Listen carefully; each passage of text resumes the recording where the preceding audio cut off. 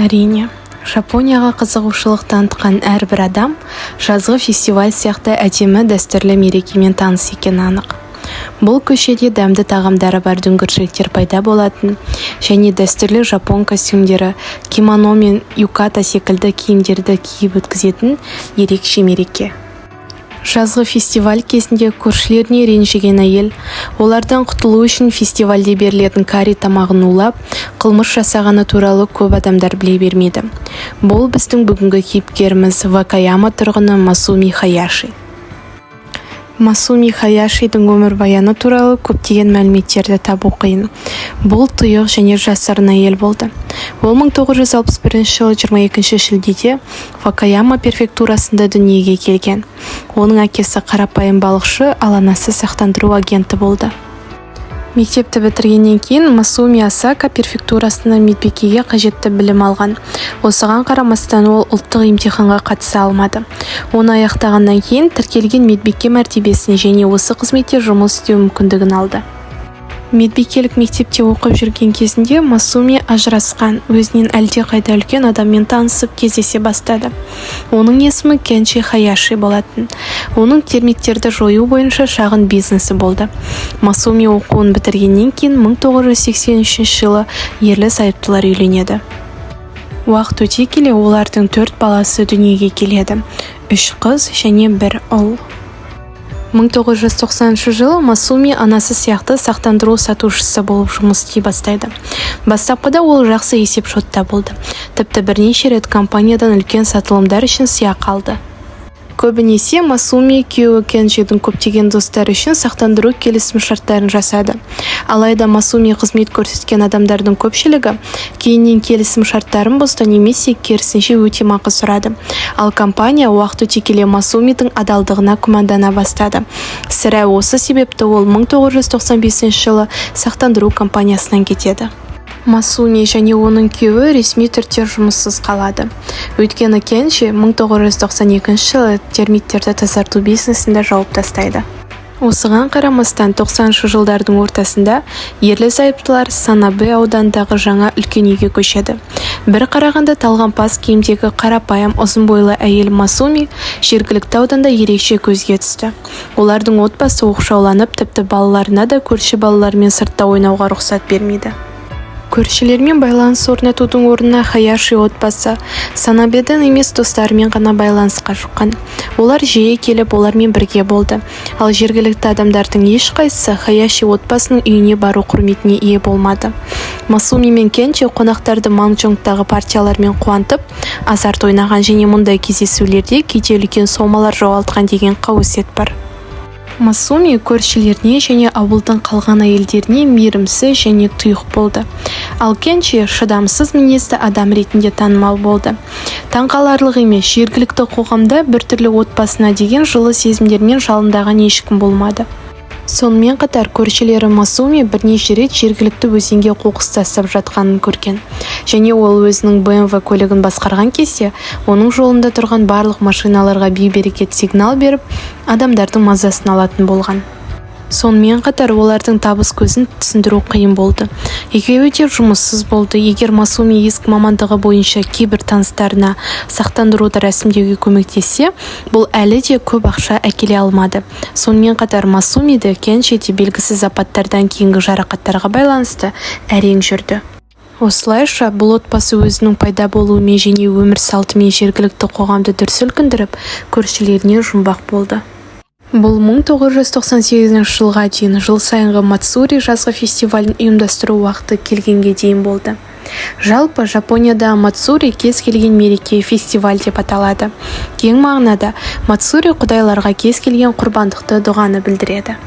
Осындай мерекелердің бірі Жапонияның көптеген қалалары мен ауылдарында жаздың ортасынан аяғына дейін немесе күздің басында күрес жинау құрметіне өтеді. Іс-шараның алдында қатысушылар ораза ұстайды, жуылады. Мереке қасиетті паланкин, жергілікті құдайдың мүсіні бар құрбандық үстелін алып жүретін шеруден басталады. Мацури бұл әр жапондық қоғамдастықтың өміріндегі маңызды оқиға. Ол адамдарды біріктіреді және әр отбасына кішкентайдан үлкенге дейін тамақ, би, ән және ойыннан ләззат алуға мүмкіндік береді. Бүкіл ауданнан адамдар Мацури өтетін жерге ағылады. Сонымен біз сипаттаған аймақта тағы бір жазғы Мацуриді ұйымдастырудың кезегі келді. Масуми Хаяши өзінің жабықтығы мен алшақтығына қарамастан тамақ дайындап қатысуға өз еркімен келді. Ұйымдастырушылар дайындықты алдын ала бастады. Барлық жергілікті тұрғындарға тегін тамақ пен сусындар, сондай-ақ фестивальдің өтетін орны мен уақыты туралы ақпарат, тіпті барлық дүңгіршектер мен белгіленген карта бар шақырулар жіберілді. Музыка ойнады. Адамдар караокеде ән айтты, ойнады, бәрі бақытты болды. Мацури өте жақсы өтті. Бірақ көп ұзамай көңілді мереке күрт тоқтайды. Адамдар өздерін өте нашар сезіне бастайды. Ұйымдастыру комитетінің төрағасы Танинака мен әйелін олардың үйінен жүрек аймағын ұстап жатқан жерінен тапқан. Жергілікті дәрігер тамақтан уланғанын айтты. Өкінішке орай, ол жалғыз емес еді. Фестивальге қатысқан басқа адамдар ұқсас ауырсынуды, құсуды сезінді. Көптеген адамдар ауруханаға жатқызылды. Кейбір адамдар шар секілді ісініп кетті. Дүрбелең мен үрей Мацури қонақтарын шарпыды. Ал жедел жәрдем көліктері мереке өтетін жерден ауруханаға дейін алға-артқа қарай бет алды. Келесі күні таңертең 1998 жылдың 26 шілдесінде барлығы жақсы көретін фестивальдің ашық қорытындысы шығарылды. 63 адам ауруханаға жатқызылды және 4 адам қайтыс болды. Комитет төрағасы, оның сенімді орынбасары және 2 бала, 16 жасар қыз бен 10 жасар бала қайтыс болды. Қорқынышты оқиға Жапонияның ең алыс жерлеріне жетеді. Баспасөз бен жергілікті қоғамдастықтың қысымымен полиция оқиғаны тергеу үшін алынады. Ең алдымен олар жаппай уланудың нақты себебін анықтау үшін зардап шеккендер орналасқан ауруханаға барады. Дәрігерлер цианидті улануды қоздыратын агент ретінде анықтады. Бірақ бір аптадан кейін олар полицияға егжей-тегжейлі талдау нәтижесінде мышьяк табылғанын хабарлады. Біреу оны кариге ұнтақ түрінде кем дегенде 1 килограмм мышьяк құйған деп жоспарлады. Оқиғалардың бұл түсіндірмесі Санабе тұрғындарын ғана емес, бүкіл елді таңғалдырды. Көп ұзамай полицейлер Масуми мен Кенджидің үйінде тұрақты болған және осы отбасынан тамақтан кейін ауруханаға жиі баратын 2 адамды тапты.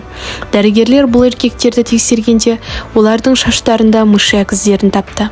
Сондай-ақ олардың біреуін Масуми сақтандырғаны анықталды және ол ауырған кезде үлкен төлемдер ала алды. Масумидің мекен жайы сақтандыру келісім шартына және мышьякпен уланудан емделген басқа да жәбірленушілерге жазылған екен. Полиция қызметкерлері Масуми Хаяшидің өмірін зерттеуге неғұрлым тереңірек үңілсе, соғұрлым олар сақтандыру алаяқтарын тапты. Бірде ол үйінде спагетти жасау кезінде ыстық маймен қолын күйдіріп алады. Ал сақтандыру компаниясына Масуми оған апат болған және велосипедпен жүргенде ол тікелей жанып тұрған отқа құлағанын айтты. Бұдан басқа, ерлі-зайыптылар сақтандыру компанияларына шығу тегі белгісі жараларды жиі көрсетіп, төлемдер алып отырған. Бірте-бірте тергеушілердің алдында Мацуми Хаяшидің алаяқтық сақтандыру схемалары ашыла бастайды.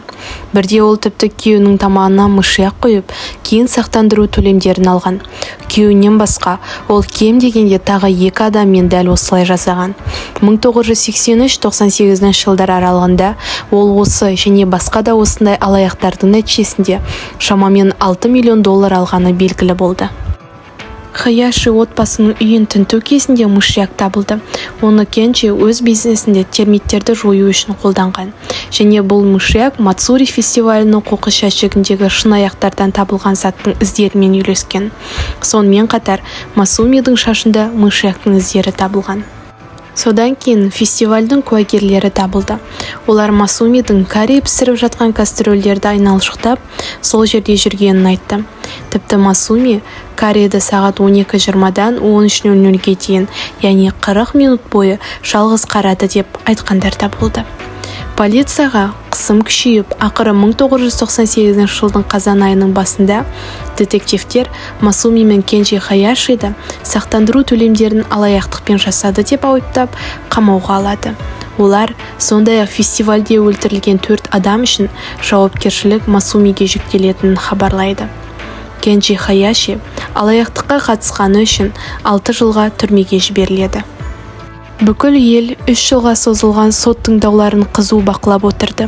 Ақырында Вакаяма соты Масуми Хаяшиді Кариді улағаны және 4 адам өлтіргені үшін, сондай-ақ кісі өлтіру әрекеті үшін кінәлі деп тапты. Оған ең жоғары жаза тағайындалды – өлім жазасы.